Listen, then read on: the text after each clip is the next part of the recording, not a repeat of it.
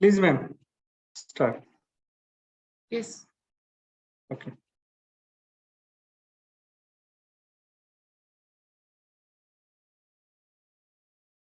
Ganesh sir, हाँ जी ma'am, शुरू कर सकते हैं। स्टार्ट करें जी। हाँ। एकेडमी ऑफ रोग निदान के लेक्चर सीरीज में आप सभी श्रोताओं व वक्ता डॉक्टर विवेक दुबे जी सर का आज के वेबिनार सीरीज के 71 लेक्चर में स्वागत, अभिनंदन है। और स्वागत की कड़ी में मैं इसको आगे बढ़ाते हुए आज हमारे साथ हमारे एकेडमी ऑफ रोग निदान के बहुत ही महत्वपूर्ण मेंबर जो है हमारे सेक्रेटरी, जॉइंट सेक्रेटरी हैं अनुकूल चंद्राकर सर, वो भी उपस्थित है। और मैं एकेडमी की ओर से सभी को, जो भी श्रोता है हमारे, उनको निवेदन करना चाहूंगी कि वो सदस्यों की संख्या को दिन प्रतिदिन बढ़ाते जाएं और हमारे एकेडमी का जितना विस्तार होता जाएगा उतनी हमारी गतिविधियों को जो है वो गति प्राप्त होगी। तो इस कड़ी में मैं स्वागत के लिए आज जिनका लेक्चर है डॉक्टर विवेक कुमार दुबे, बिलासपुर छत्तीसगढ़ आयुर्वेदिक कॉलेज में पोस्टेड है वो as a lecturer government Ayurvedic college में। मैं अनुकूल चंद्र सर से निवेदन करती हूँ कि उनका लेक्चर के लिए वेलकम करें, फिर मैं उनका संक्षिप्त परिचय आपको दूंगी। डॉक्टर अनुकूल चंद्र सर, और बहुत ही खुशी की बात है कि हमारे एकेडमी ऑफ रोग निदान के सचिव डॉक्टर अतुल वार्ष्णेय सर भी जुड़ गए, उनका भी स्वागत और अभिनंदन है। अनुकूल चंद्र सर, नमस्कार। धन्यवाद आराधना मैडम जी। आपने पिछले बार भी मुझे कहा था ज्वाइन करने के लिए, लेकिन मैं बाहर हूँ, अभी भी बाहर हूँ, लेकिन नेटवर्क इस तरह से काम कर रहा है, इससे मैं जुड़ गया हूँ आज। जी जी जी। विवेक दुबे जी को मैं बहुत पहले से जानता हूँ। बहुत ही यंग एंड एनर्जेटिक व्यक्तित्व है उनके। उनके मैंने बहुत सारे पोस्टर भी देखा है कि जिसके माध्यम से वो एक एक डिजीज के बारे में लोगों को बताते हैं। और आज एक महत्वपूर्ण विषय पर उनका लेक्चर है और सबका सुनना चाहिए। विवेक दुबे जी भी मैं जानता हूँ वो रेडियो टॉक भी देते हैं।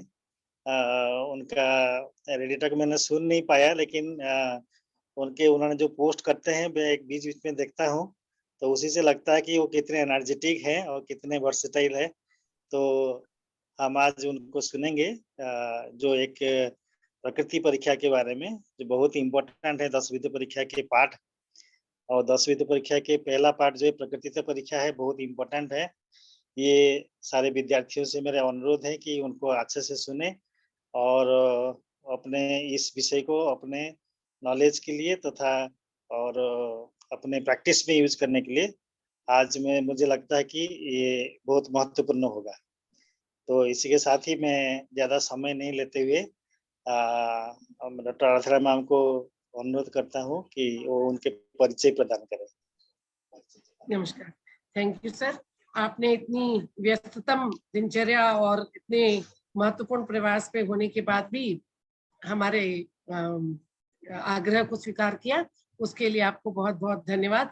अब हमारे साथ इसमें डॉक्टर आशीष घोटमारे सर जुड़े हुए हैं, शायद डॉक्टर आशीष घोटमारे सर। मैडम जी, नमस्कार सर। नमस्कार। हमारे एकेडमी ऑफ रोग निदान के बहुत ही महत्वपूर्ण और इस एकेडमी को वास्तविक धरातल पर लाने वाले जो हमारे, जिन्होंने बहुत मेहनत की एकेडमी ऑफ रोग निदान की स्थापना के समय से लेकर कि उसका रजिस्ट्रेशन होने तक, और सारी कड़ियों को जोड़ने में हमारे खजांची, हमारे ट्रेजरर, हमारे कोषाध्यक्ष डॉक्टर आशीष घोटमारे सर से मेरा निवेदन है कि वो हमारे एकेडमी ऑफ रोग निदान के लिए जो है वो उसका संक्षिप्त परिचय दें।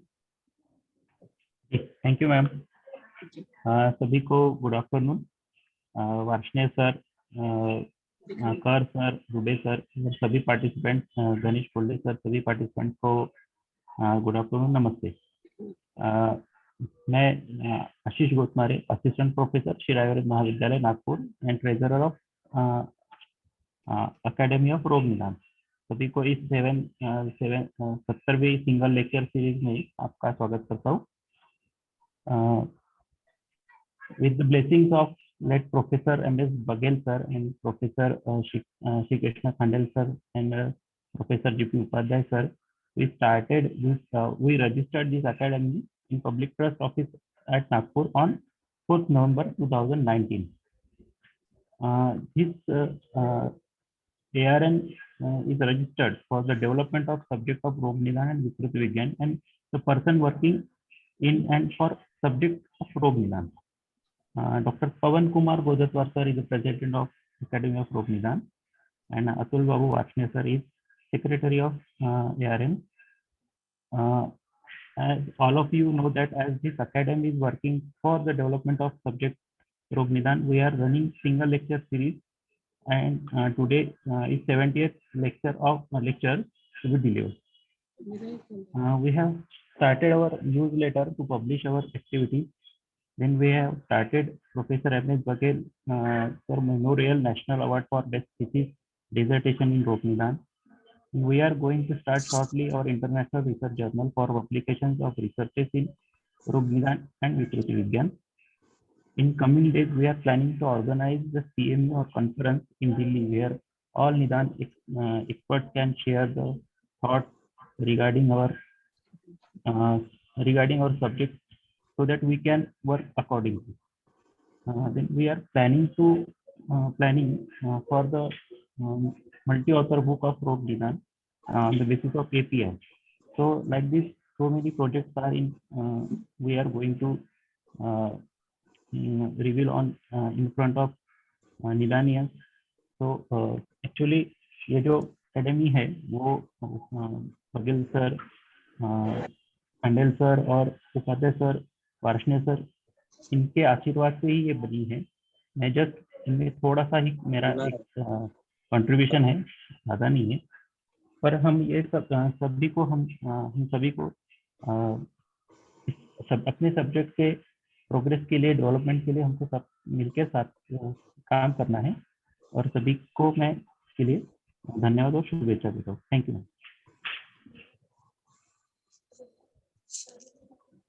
बहुत बहुत धन्यवाद। आपने एकेडमी ऑफ रोग निदान के जो भी क्रियाकलाप है हमारे, उनको बहुत अच्छे और विस्तार से बताया। हमारे साथ हमारे सचिव अतुल वार्ष्णेय सर जुड़े हुए हैं। मैं चाहूंगी कि 2 शब्द आशीर्वचन के रूप में हमारे श्रोताओं को कहें ताकि उसके बाद हम अपना लेक्चर स्टार्ट कर सकें।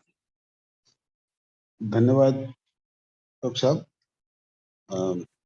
एक लंबे प्रयास के बाद हम सब लोगों ने इसकी रोग निदान अकेडमी का रजिस्ट्रेशन हुआ, स्थापना हुई, लगातार कार्य कर रहे हैं और बड़ा उत्साह के साथ नए लोग भी जुड़ रहे हैं।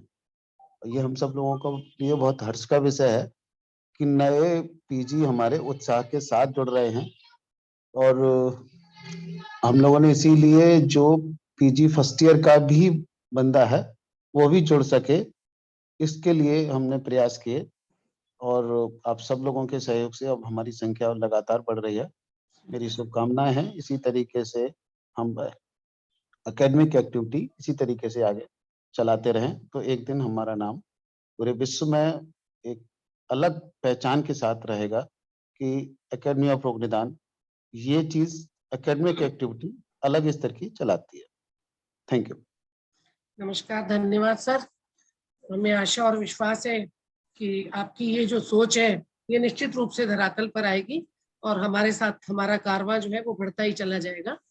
अब मैं अपने विषय पर आते हुए, हमारे आज के वक्ता हैं डॉक्टर विवेक कुमार दुबे, जो शासकीय आयुर्वेद महाविद्यालय बिलासपुर में कार्यरत है लेक्चरर के रूप में, और उनका आज का विषय है the curtain of secrecy has to be raised. बहुत ही अच्छा और गुड विषय है और डॉक्टर विवेक जो है वो निश्चित रूप से बहुत ही उत्साही, एनर्जेटिक और यंग मैन है, जो मैं समझती हूँ कि रोग निदान में निश्चित रूप से आगे ऊंचाइयों को प्राप्त करेंगे और हमारे बहुत सी सीक्रेसी जो है उसको रिवील करेंगे। और हमारा जो रोग निदान एकेडमी है, निश्चित रूप से हमारे जो त्रिदेव हैं, श्री कृष्ण खांडेल सर, हमारे गोविंद उपाध्याय सर और माधव सिंह बघेल सर, इन तीनों के आशीर्वचनों के फलस्वरूप ही और नागपुर में बैठे हुए हमारे खचांजी महोदय और अतुल वार्ष्णेय सर, पवन सर, हमारे अध्यक्ष एकेडमी के, इन सभी के प्रयासों से और साथ ही इसमें जितने भी मेंबर्स जुड़े हुए हैं उनके सभी के सार्थक प्रयासों से ही ये वास्तविक धरातल पर आ पाया है। इसलिए मैं इन तीनों गुरुओं को हृदय से नमस्कार करती हूँ और हमारे साथ जुड़े हुए हैं खांडेल सर, मैं उनको प्रणाम करती हूँ और उनका हार्दिक अभिनंदन करती हूँ इस एकेडमी ऑफ रोग निदान में। नमस्कार सर, हार्दिक अभिनंदन आपका। और डॉक्टर विवेक दुबे जो हैं, इन्होंने BAMS जो है वो बुंदेलखंड गवर्नमेंट आयुर्वेदिक कॉलेज से 2007 में पास आउट किया। उसके बाद इन्होंने MD रोग निदान एवं विकृति विज्ञान जो है नेशनल इंस्टीट्यूट ऑफ आयुर्वेदा से राजस्थान से किया है।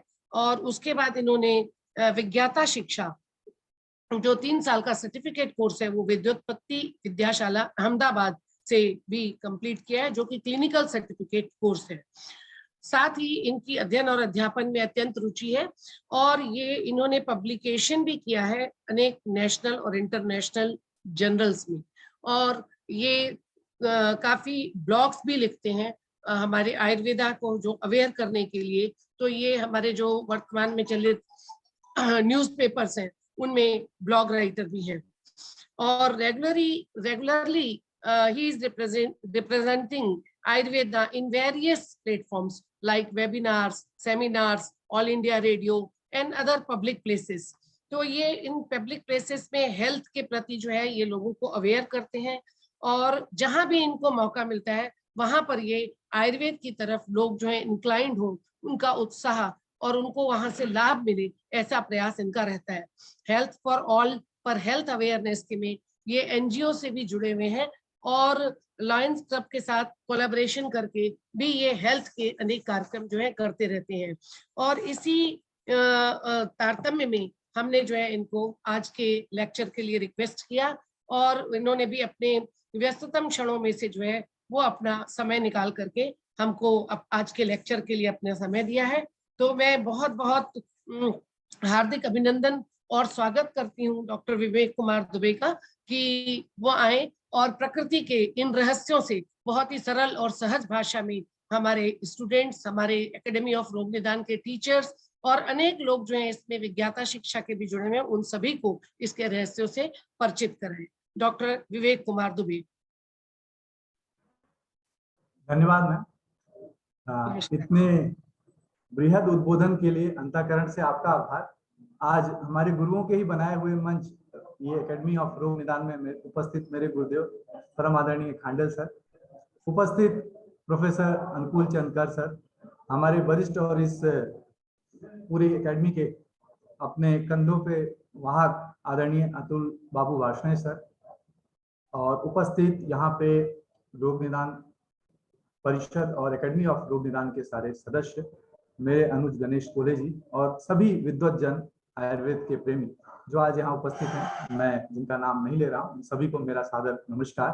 और मैं रोग निदान परिषद और एकेडमी ऑफ रोग निदान का आभारी हूँ कि आपने आज मुझे अवसर दिया है कि मैं अपने गुरुओं के द्वारा दिए गए ज्ञान को आप तक पहुँचाने का एक माध्यम बनूं। यहाँ जो कुछ भी मैं आज कहने जा रहा हूँ कुछ भी नया नहीं है, जो कुछ भी मेरे गुरु जिन लोगों ने मुझे दिया है मैं बस उसको एक अपनी वाणी में रख के आपके समझ प्रस्तुत करने जा रहा हूँ। कोशिश ये रहेगी कि कुछ इसमें से सार आप तक पहुंचा पाऊं, तो शायद आज का जो ये व्याख्यान है कुछ सफल होगा। तो एक प्रयास है, मैं अपनी स्लाइड शेयर कर रहा हूँ।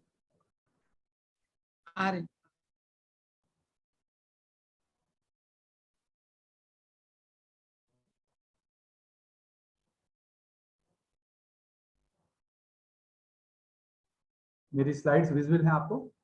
जी सर, स्लाइड शो में कर दीजिए आपके लिए और हम लोगों को आशीर्वचन दो। जी सर, ओके। रागादि रोगान शततान शक्तान अशेष काया प्रशतान अशेषान अशुभ के मोह अर्तिदा जगान यो अपूर्व द्याय नमोस्ते तस्मै। परम गुरुजनों को सादर प्रणाम और उनके ही द्वारा दिए गए ज्ञान को मैं आगे बढ़ा रहा हूँ। स्लाइड चेंज हो रही है।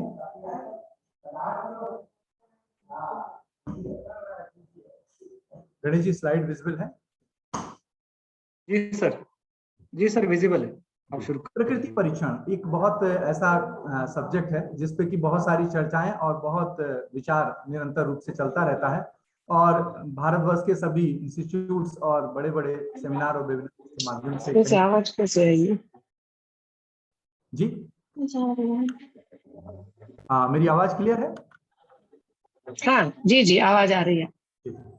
तो क्यों जरूरी है प्रकृति परीक्षण? सीधे विषय पे आते हैं, क्योंकि ये आज का जो प्लेटफॉर्म है ये हमारे प्लेटफॉर्म है और यहाँ पे रोग निदान की बात होती है तो स्वाभाविक सी बात है हमें ये महत्वपूर्ण विषय हो जाता है कि चिकित्सीय दृष्टिकोण से बात की जाए तो ज्यादा व्यापक स्तर पे हम जा सकते हैं।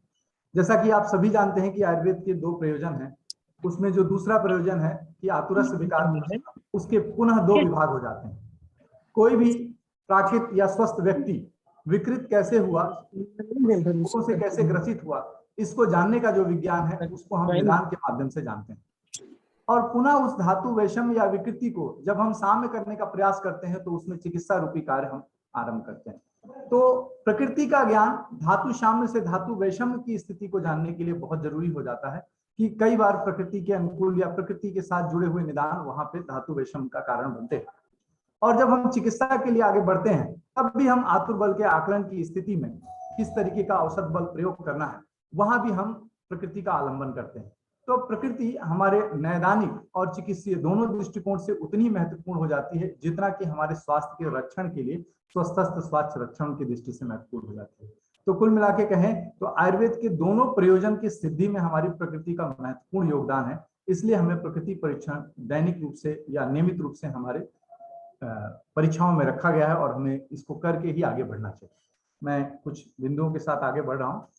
वास्तव में लोक पुरुष साम्य के सिद्धांत पे हमारा आयुर्वेद वाहित होता है और हम सभी जो कि नेचर ह्यूमन रिलेशनशिप की परंपरा को वाहक करते हैं। तो कैसे हमारा निर्माण हुआ है और प्रकृति हमको किस तरीके से बल देती है,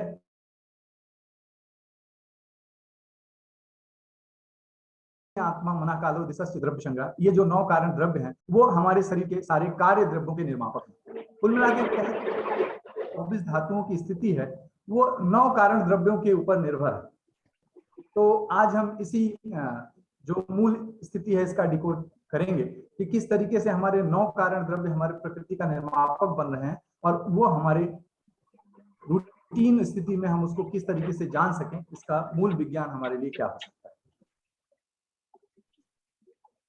आप सभी जानते हैं कि 24 धातुओं से हमारा जो शरीर है वो बना हुआ है और किस तरीके से वैश्वानर के संकल्प से जो अव्यक्त से व्यक्तिकरण का जो संकल्प होता है और उसमें मन बुद्धि अहंकार और आत्मा ये सूक्ष्म रूप से पंच तन्मात्राओं के साथ जो पंच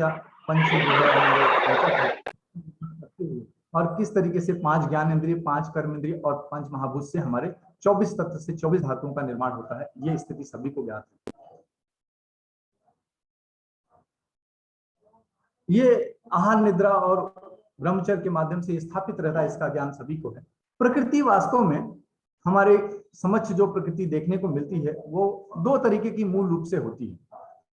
आप सभी जानते हैं कि शुक्र शोणित और जीव के संयोग से हमारी उत्पादक प्रकृति का निर्माण सर्वप्रथम होता है और ये उत्पादक प्रकृति जो हमारे लिए हम निर्मित होती है उस उत्पादक प्रकृति को जन्मोत्तर पश्चात हमारे स्वस्थ चतुष के माध्यम से मात्रा स्थिति, तस्या स्थिति, नाभिगांधारणीय और इंद्रियोक्तमणीय के माध्यम से उसके स्त्रीकरण का जो है कार्य होता है। आचार्य चरक ने पूरी संहिताओं में 4 बार जो है प्रकृति का उल्लेख किया, सूत्र स्थान से लेके इंद्रिय स्थान तक।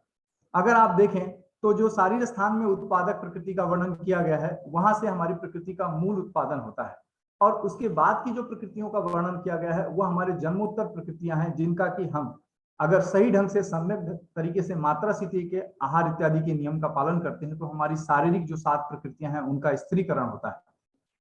अगर हम दिशा और काल के नियमों का पालन करते हुए तस्या स्थिति का सही पालन करते हैं तो हमारी वैयक्तिक प्रकृतियां हैं जो हमारी जाति प्रसक्ता, कुल प्रसक्ता, पर्यानुपातनी, कालानुपातनी, प्रत्यात्मनीता, इनका जो है सही ढंग से स्थापन होता है। और इसी तरीके से अगर हम नावेगांत धारणीय और इंद्रियोपक्रमणीय के जो आचार रसायन से लेके जो धारणीय वेग कायिक वाचिक मानसिक है उनका सम्यक धारण करते हैं तो हमारी मानसिक प्रकृतियों का निर्माण होता है। हमारे गुरुवर आचार्य खांडेल सर यहाँ मौजूद हैं, वो मानस प्रकृतियों और मानस के जो भी विषय हैं उसको बड़ी गूढ़ता से हमें पढ़ाया करते हैं और हर बार हम लोग कुछ नया उसमें पाते हैं। तो मूल निष्कर्ष ये समझ में आया कि ये जो प्रकृति है इनका सोर्स क्या है और ये कैसे निर्मित होती है। अगर हम इसका ध्यान कर लें तो जो विकृतियां आती हैं, हमें कहते हैं कि प्रकृति का जो मूल भाव है वो उत्पादक प्रकृति के रूप में रहता है तो वो विकृत नहीं होता है, उसकी विकृति मरण की सूचक होती है। लेकिन जो जन्मोत्तर प्रकृतियां हैं, जो शारीरिक प्रकृतियां हैं, व्यक्तिक प्रकृतियां हैं और मानस प्रकृतियां हैं, वो हमारे इन मात्रा स्थिति, तस्सा स्थिति, नावेगान धारणीय और इंद्रियोपक्रमणीय के अपालन से निरंतर आवरण को प्राप्त होती रहती है। और एक मनुष्य अपने जीवन में कभी सात्विक, कभी राजसिक, कभी तामसिक प्रकृति का हो जाता है। अपना देश बदल जाए, अपना काल बदल जाए, अपनी वय की स्थिति बदल जाए तो उसकी शरीर की स्थितियां बदल जाती हैं। तो कुल मिला के अगर हम इस तरीके का ध्यान रखें कि हमारी उत्पादक और जन्मोत्तर प्रकृतियों का सम्मिश्रण हमारे शरीर में रहता है तो हमारे लिए इसको चिकित्सीय धरातल पर ले जाना बहुत आसान हो जाएगा। थोड़ा आगे सरल तरीके से बात करते हैं तो खादिन्य आत्मा मनः कालो दिशस्य द्रव्य संग्रह में अगर हम समझे तो जो हमारे पंच भौतिक स्थितियां हैं उसमें हमारी शारीरिक प्रकृति का निर्माण होता है। और सर्वप्रथम जो हमारा आत्मा है जो सर्गीकरण के लिए आता है वो उत्पादक प्रकृति का निर्माण करता है, जिसमें कि हम जानते हैं कि हमारे सुख शोणित और जीव का संयोग होता है, मातुर आहार विहार की स्थिति रहती है, काल गर्भाशय की स्थिति रहती है और पंच महाभूत विकार की स्थिति से आत्मा जो है हमारे सर्गीकरण में उत्पादक प्रकृति का जो है कारण बनता है और वही हमको अस्तित्व प्रदान करता है। और जब हमारे शरीर का निर्माण एक सूक्ष्म रूप में हो जाता है तब उसमें जो आगे पांच भौतिक पोषण जाता है उससे हमारी शारीरिक प्रकृति जो वातिक पैतिक कफज द्वंद्वज या त्रिदोष सम प्रकृति है इसका निर्माण होता है। और इसी तरीके से जो मन नामक जो हमारा कारण द्रव्य है वो हमारे नावेगान धारणीय और इंद्रियोपक्रमणीय के माध्यम से हमारे शरीर से जुड़ता है और उससे हमारे मानसिक प्रकृति का निर्माण होता है। और जो काल और दिशा नामक हमारे द्रव्य हैं जो कि मूल रूप से हमको हमारे वैयक्तिक प्रकृति के साथ जुड़ते हैं और ये मूल रूप से हमारे तस्या स्थिति के सही ढंग से पालन करने से हमारे वैयक्तिक प्रकृति का निर्माण होता है। तो कुल मिला के ये प्रकृति का अगर हम थोड़ा डिटेलिंग करें तो हम चार तरीके की प्रकृति हमारे शरीर में हमको देखने को मिलती है। उसमें मूल जो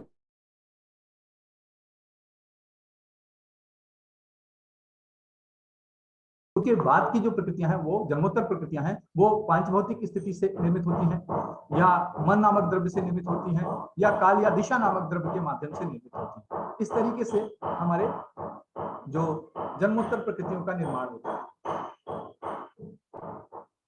थोड़ा चिकित्सीय दृष्टिकोण से जाएं तो यहाँ चिकित्सा की बात करना सही नहीं होगा, इसलिए मैं इसको आगे प्रोसीड करता हूं। लेकिन अगर रोग उत्पन्न की स्थिति आती है तो चिकित्सा भी इसी तरीके से युक्ति व्यापाश्रय, द्रव्य व्यापाश्रय और सत्वाजे का निर्माण भी इसी तरीके से किया गया है कि शारीरिक प्रकृतियों में जब कोई भी आवरण आता है तो युक्ति व्यापाश्रय और जब उत्पादक प्रकृतियों के बाद मानसिक प्रकृतियों में कोई बात आती है तो सत्वाजे चिकित्सा और वैयक्तिक प्रकृति में द्रव्य व्यापाश्रय चिकित्सा की जाती है। उत्पादक प्रकृति का कोई भी आवरण या कोई भी विकृति मरण का सूचक होती है। चिकित्सीय दृष्टिकोण से अगर इसी को थोड़ा सरल शब्दों में समझें तो शारीरिक प्रकृति 7 तरीके की होती है, आप सभी इसको बहुत अच्छे से जानते हैं।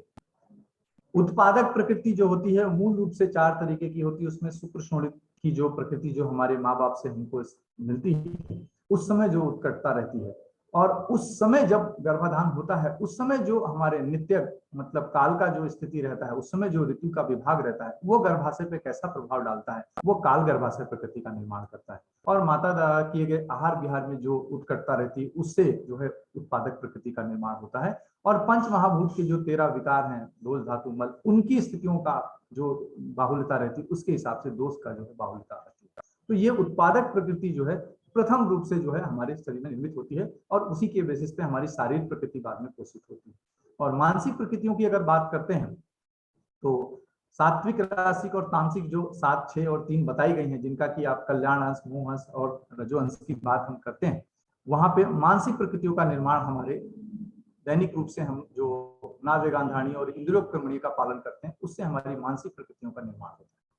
और जो वैयक्तिक प्रकृति है वो वातावरण में उपस्थित बाह्य दुनिया के जो कारण द्रव्यों में दिशा और काल है उसका जो हमारे पास ऊपर प्रभाव पड़ता है, जिसके वजह से किसी जाति विशेष में किसी गुण को देखना, किसी कुल विशेष में किसी स्थिति को देखना, किसी देश विशेष में, किसी वय विशेष में और किसी काल विशेष में, और इंडिविजुअली कई बार ऐसा होता है कि कोई व्यक्ति अपने जाति, कुल और देश से अलग हो जाता है, दैट इज प्रत्यात्मता। ऐसी स्थितियां हमारी काल और दिशा के द्रव्य के प्रभाव की वजह से होती हैं। और इस तरीके से हमारे 9 कारण द्रव्य हमारी 4 तरीके की शारीरिक, उत्पादक, मानसिक और वैयक्तिक प्रकृतियों के निर्मापक बन जाते हैं। तो अगर हम चिकित्सीय दृष्टिकोण में इसको लेके आए तो ये हमें ये ज्ञात कराता है कि चिकित्सा करने के लिए हमको दोष बल का आकलन होना चाहिए।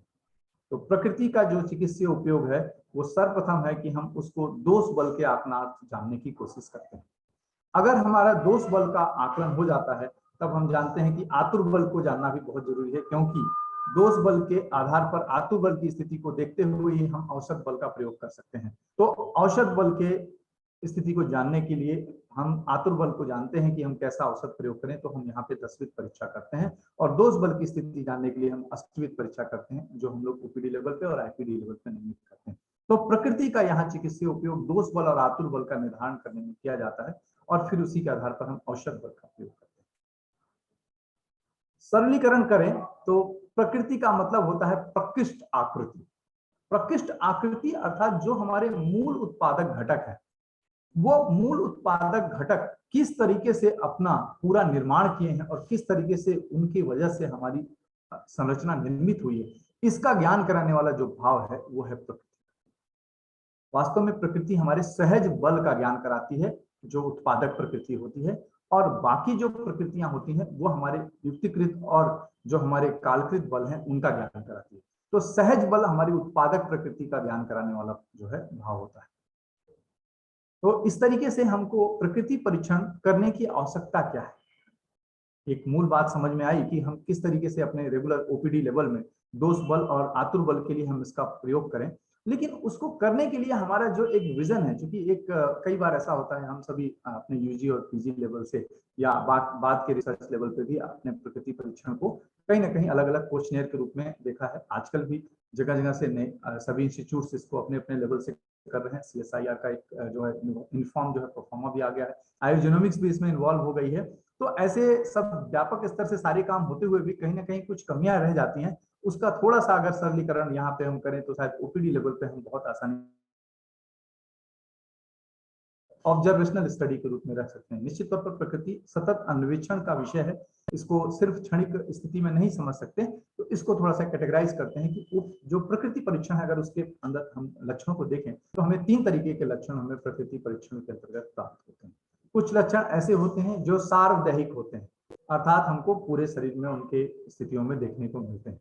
कुछ लक्षण ऐसे होते हैं जो हमारे सडंग के किसी अंग विशेष में देखने को मिलते हैं, और कुछ ऐसे लक्षण होते हैं जो हमारे मानस भाव के रूप में हमको दिखाई देते हैं। थोड़ा इनका सरलीकरण करते हैं।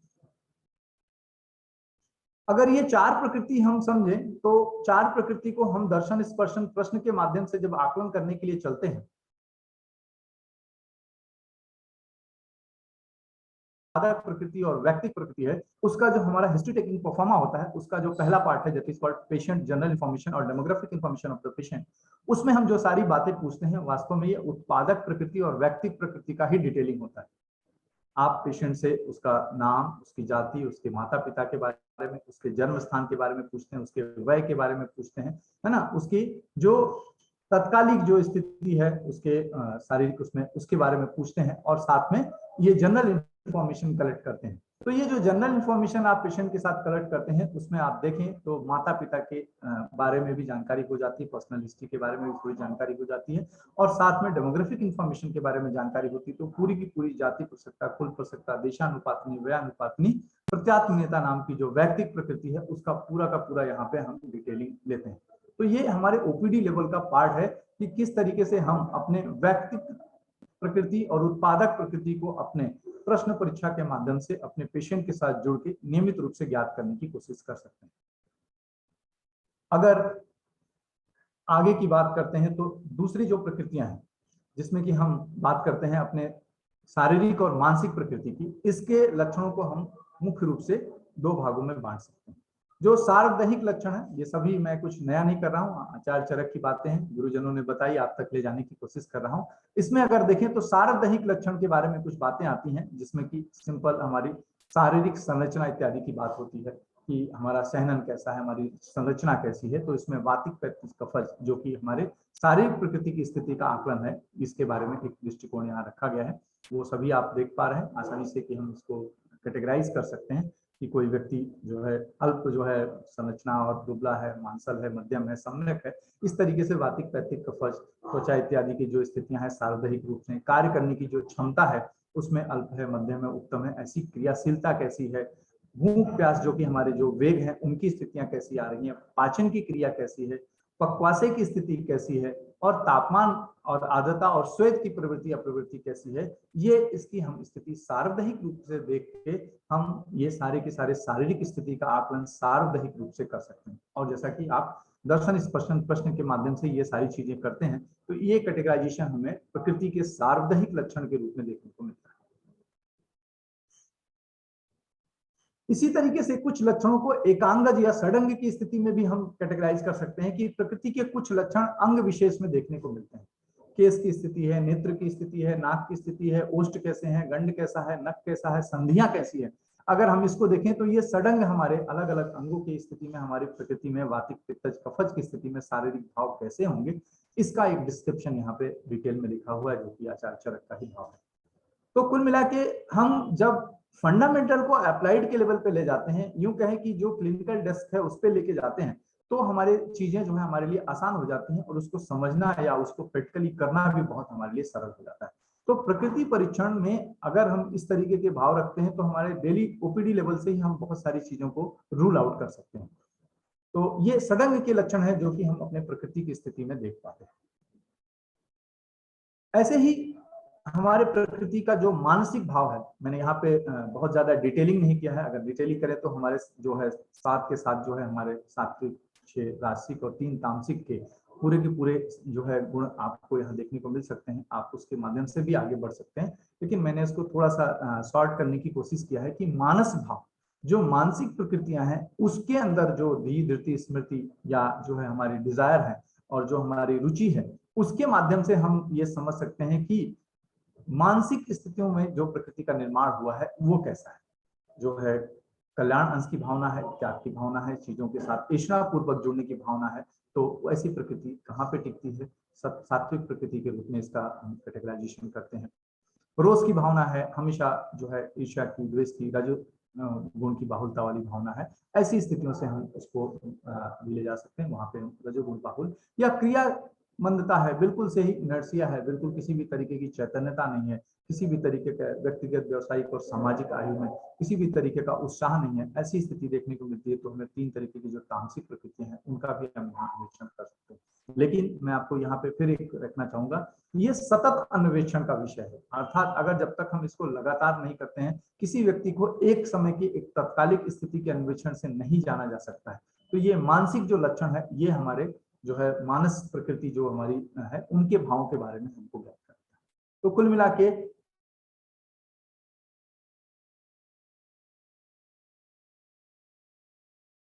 प्रकृति परीक्षण में मानसिक लक्षण, इनका अगर हम समावेश कर दें और साथ में हम अपने व्यक्तिगत इंफॉर्मेशन जो कि हमारे डेमोग्राफिक इंफॉर्मेशन के रूप में हम जो है प्राइमरी इंफॉर्मेशन पेशेंट के साथ लेते हैं, वहां जोड़ दें, तो हमें चारों की चारों प्रकृति का हम पूरी तरीके से मूल्यांकन कर सकते हैं। और ऐसे भावों के साथ हम उत्पादक से लेके और व्यक्तिगत तक के लेवल तक पहुंच सकते हैं और समग्र स्थिति में समष्टि भाव से प्रकृति का आकलन हो सकता है। मेरा विषय थोड़ा छोटा ही है, लेकिन मैं सिर्फ सेंसिटाइजेशन चाहता था, क्योंकि आप सभी विद्वत जन हैं और विद्वत जन की सभा में अगर संक्षेप या सार में कुछ बात कही जाए तो शायद वो सारी चीजें अच्छे से ग्राह्य होती है। तो समय की मर्यादा को देखते हुए यहाँ पे मैंने प्रकृति को एक संक्षेप रूप में रखने का प्रयास किया है।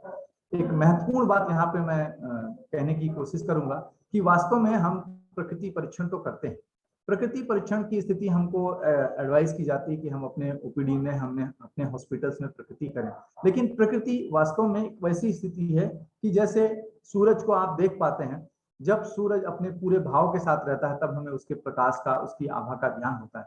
लेकिन अगर कोई बदली छा जाए, अगर उस पर कोई आवरण आ जाए, तो निश्चित तौर पर हम उसके मूल स्थिति का ज्ञान नहीं कर सकते हैं, तो ऐसी स्थिति में अगर हम विकृति की स्थिति में प्रकृति का परीक्षण करने चलते हैं तो हम सारी चीजों का सम्यक आकलन नहीं कर सकते हैं। तो हमारी ये कोशिश होनी चाहिए कि हम इस प्रकृति परीक्षण को स्वस्थ स्थिति से शुरू करें, और जब वही रोगी कभी विकृति स्थिति में हो तब हमारे जो है आतुर बल के आकलनार्थ हम उसका प्रयोग करें, तो हमारे लिए बहुत आसान हो जाएगा कि उस विकार प्रकृति ने अधिष्ठान के अंदर आके अपनी विकृत प्राण रूपी ऊर्जा से उस अधिष्ठान की अग्नि को कितना प्रभावित किया है, जिससे कि उसके प्रकृति के अंदर कुछ प्रभाव आया है, कुछ आवरण आया है, उसका हम समग्र आकलन कर सकते हैं। तो मूल बात यही कहना चाहूंगा कि प्रकृति परीक्षण स्वस्थ की स्थिति में करना ज्यादा अच्छा रहेगा। विकृति की स्थिति में हमारे लिए थोड़ी कठिनाइयां आएंगी। अगर हम इस क्रम को फॉलो करें तो हम शायद प्रकृति परीक्षा की स्थिति में जो एक वेव है, जो एक बहुत बड़ा हमारा एक मूवमेंट चल रहा है, उसमें हम बहुत कुछ योगदान दे सकते हैं। तो मेरी इतना ही आपके समझ मेरा प्रेजेंटेशन है। धन्यवाद सर।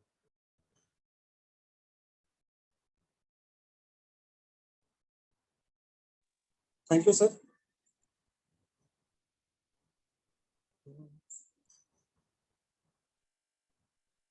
आराधना मैम ज्वाइन है क्या?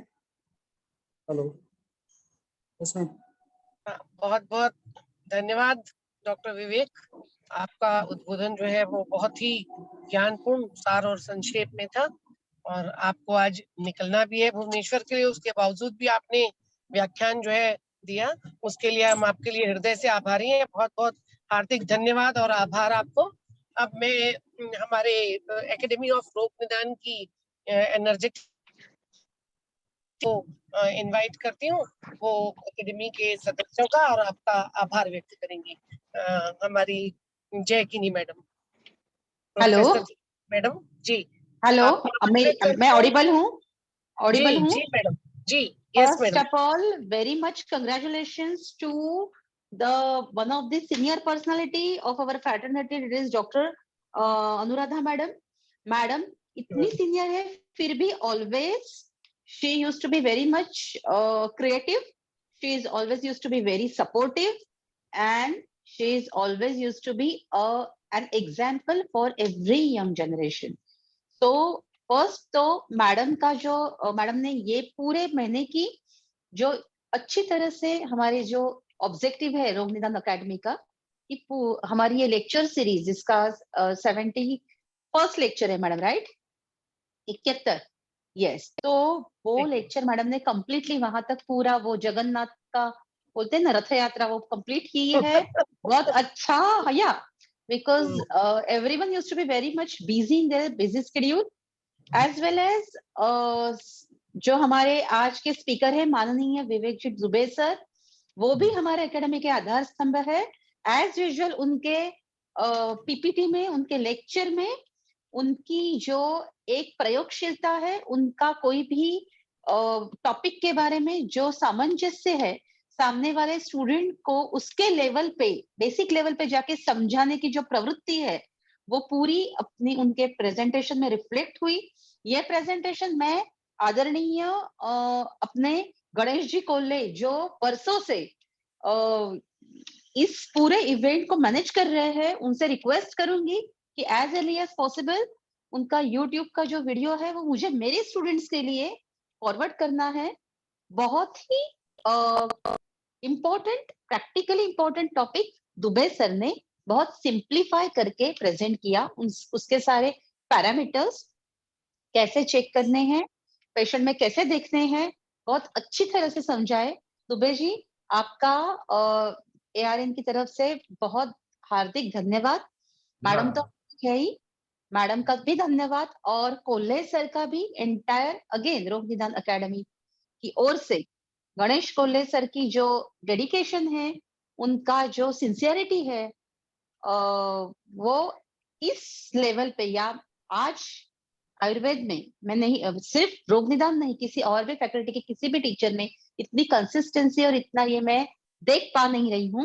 सो we are very much proud of you doctor Ganesh Kolle ji, and once again I thank you every one of you, all participants or all organizers, as well as all members of Rog Nidan Academy. Okay, madam. Thank you so much. Thank you, madam.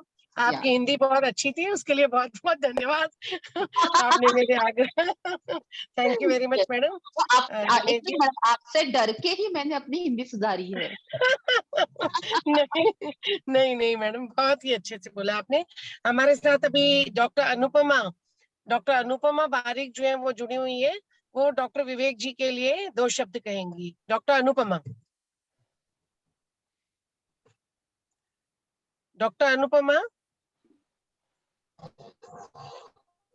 Barik madam, सुन हाँ, पा ma'am. रही हैं आप मेरे को?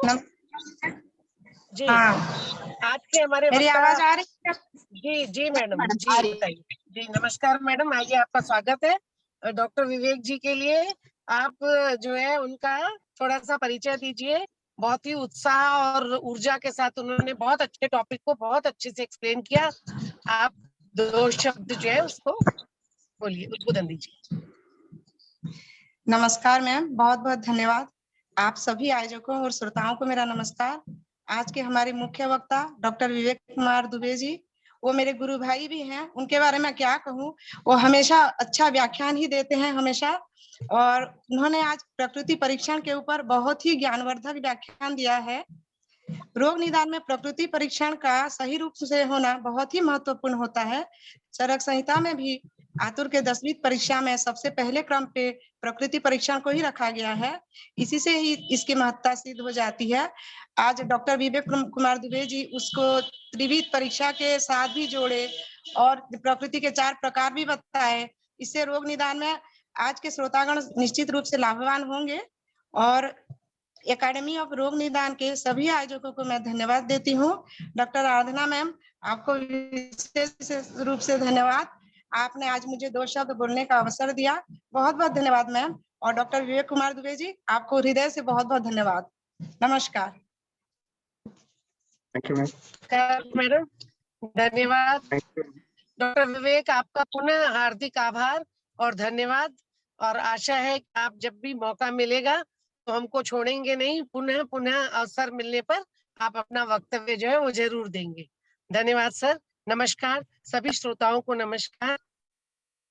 Thank you ma'am. सभी आदरणीय माननीयों को मेरा नमस्कार, हार्दिक आभार, धन्यवाद। धन्यवाद मैम। कंक्लूड कर रहे हैं जी। Thank you sir. Thank you जी मैम।